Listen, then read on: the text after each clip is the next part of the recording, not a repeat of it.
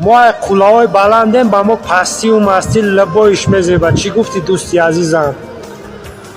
بعد همین بعض اندخترهای شهر طرفی بچه های قشلاق چی میگن؟ میگن که ای کفر آمده با گپ میزنی.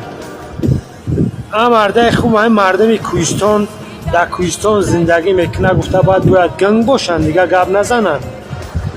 بعد دخترها یک چیز فراموش نکنن که شیر پلنگ انا دام خیلی جا میگرده. برای در خیلی جا گشتن دل جگر مردکی در کاره.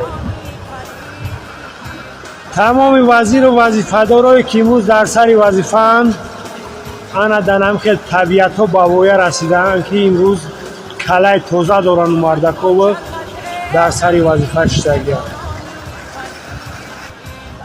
برای همین بچه های قشلاق پس نزنه که کفر اومدیم. این تاجیکستانی ما را 93% کوهستان رای در اصل بگیری همین دوشنبه هم چهار طرفش کوه برادر عزیز.